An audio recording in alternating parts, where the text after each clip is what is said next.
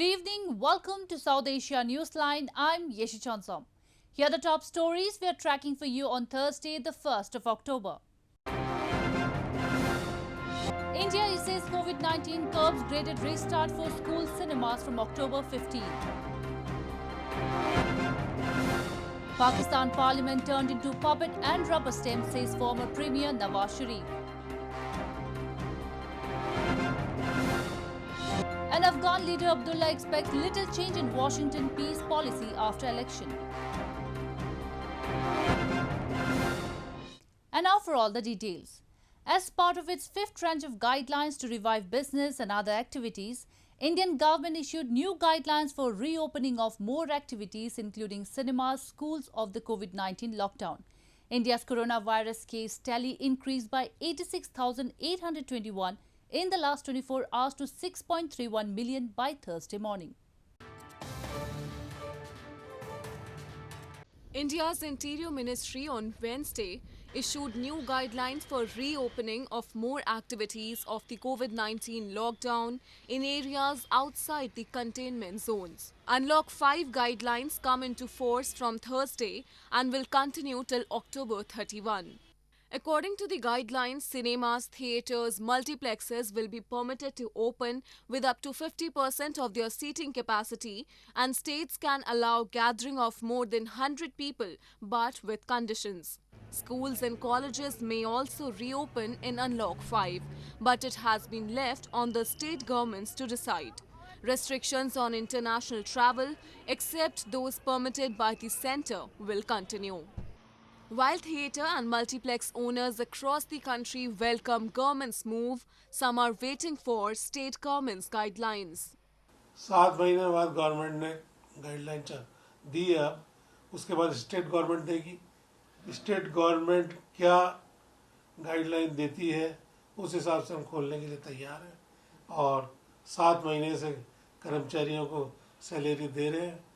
Meanwhile, India's coronavirus case tally increased by 86,821 in the last 24 hours to 6.31 million by Thursday morning. Deaths from coronavirus infections rose by 1,181 to 98,678.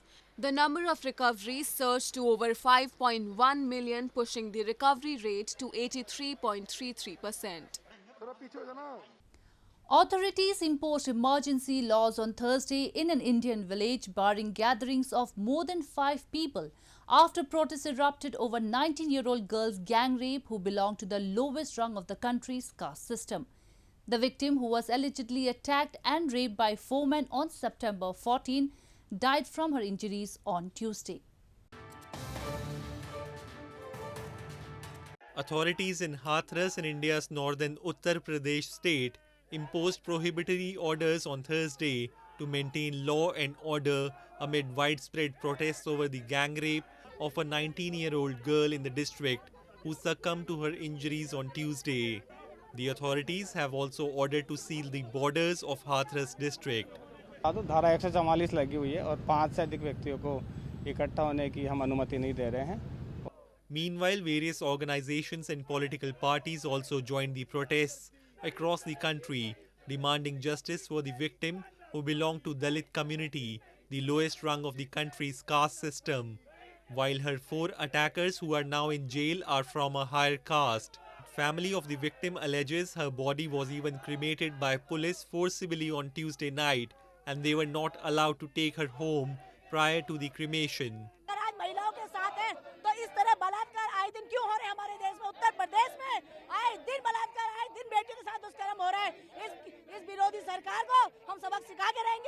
The northern state of Uttar Pradesh, which is ruled by Prime Minister Narendra Modi's Bharatiya Janata Party, ranks as one of the most unsafe states for women in the country.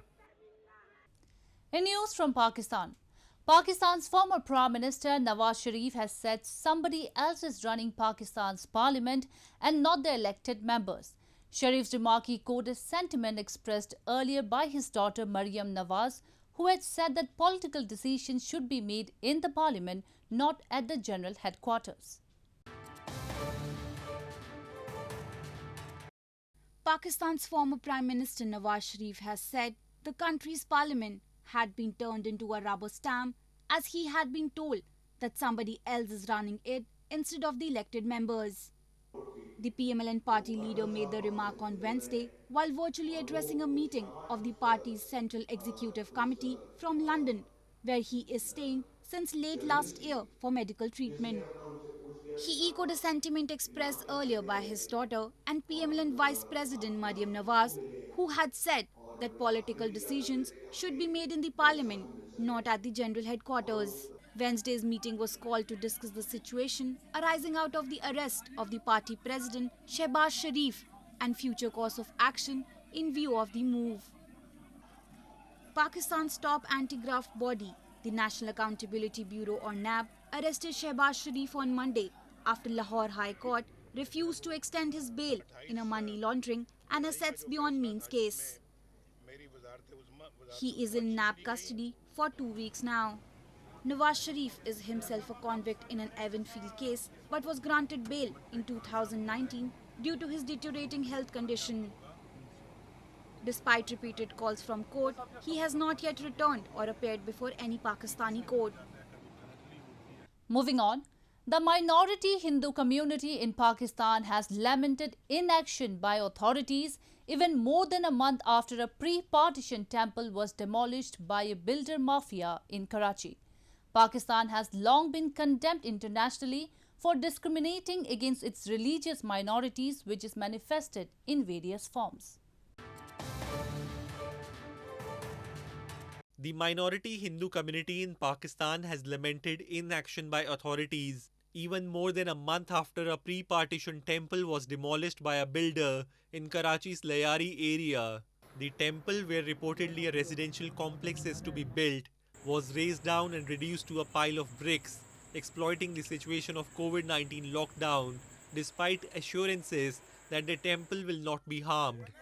Members of the Hindu community blamed that they were even threatened after they assembled at the site, and no action has been taken so far against those responsible. ये जुल्म हुआ है, इसका जल्द इज़ाला किया जाए और जिस बिल्डर ने ये काम किया उसको गिरफ्तार किया जाए और उस मंदिर को फौरन दोबारा उसी हालत में तामीर किया जाए. Pakistan has long been condemned internationally for discriminating against its religious minorities, which is manifested in various forms, including targeted violence, abductions, curbs on practicing religion, and forced conversions to Islam. Human rights defenders blame that draconian blasphemy laws are also exploited by religious extremists as well as ordinary Pakistanis to settle personal scores against minorities. In news from Afghanistan, top Afghan peace official Abdullah has said he expects little changes in Washington's peace policy for Afghanistan after upcoming US presidential election. US President Donald Trump's administration this year brokered peace talks between the Taliban and the Afghan government to end years of violence and is expected to pull out its troops under a deal with the Taliban. Afghanistan's top peace official Abdullah has said he did not expect the result of the upcoming US presidential election to dramatically change the Afghan peace process or troop withdrawal plans for Afghanistan. US President Donald Trump's administration this year brokered peace talks between the Afghan government and the Taliban to end 19 years of war, and the United States is pulling out its troops under a deal with the militant group signed in February. Polls in the United States are scheduled for November 3. Based on my interactions with our US colleagues, with members of the Senate and Congress, as well as the current administration, the policy will not change that much. It will not go to the old days that let's bring another 100,000 troops to Afghanistan and that will be a solution. The remarks by the top peace official came a day after United States Special Envoy Zalmay Khalilzad flew to Doha, where intra-Afghan talks are underway. In news from Nepal, Nepal has issued new guidelines for foreign tourists arriving in the country for mountaineering amid the COVID-19 pandemic. The new rules include carrying COVID-19 test report, insurance of at least $5,000 and pre-booked hotel stay for 7-day quarantine. Nepal has issued new guidelines for foreign tourists arriving in the country for mountaineering, including carrying a polymerase chain reaction or PCR test report conducted not more than 72 hours ago in order to minimize possible spread of coronavirus infection. The guidelines by the Ministry of Culture, Tourism and Civil Aviation state the travellers must also have a booking document for the hotel wherein they will stay at least 7 days in quarantine. They may proceed for the purported activity at the end of the quarantine period only on testing negative for the disease. The visitors will also have to provide papers providing they have an insurance of at least $5,000 and the trekking or mountaineering agency must insure travellers from Nepal against coronavirus for a sum of Rs 100,000 prior to applying for a permit. Nepal has reported a total of 77,817 COVID-19 cases with 498 deaths so far. The country resumed the mountaineering activities from 30th of July, 5 months after they were halted due to the coronavirus outbreak. Tourism and mountaineering are among the main sources of revenue for the Nepal government. Last year, Nepal issued a record 381 permits for Mount Everest, costing $11,000 each. The Sri Lankan government has announced that the cabinet cleared Prime Minister Mahinda Rajapaksa's proposal to ban cattle slaughter in the country and will now take steps to import beef. Justifying the move, the government said due to increase in cattle slaughter, the cattle resources required for traditional farming activities are not sufficient and there are not enough cattle resources to uplift the local dairy industry. Sri Lanka has banned cattle slaughter after the cabinet cleared Prime Minister Mahinda Rajapaksa's recent proposal on banning it, the government announced on Wednesday.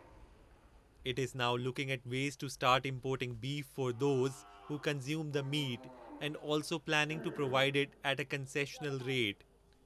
Earlier this month, Rajapaksa made a proposal to the parliamentary group of the ruling Sri Lanka Podujana Peramuna or People's Front on banning cattle slaughter and obtained official sanction following cabinet approval. Justifying its move, the government has said that various parties had pointed out that the livestock resource required for traditional farming purposes is insufficient due to the rise of cattle slaughter, and that was an impediment to the local dairy industry.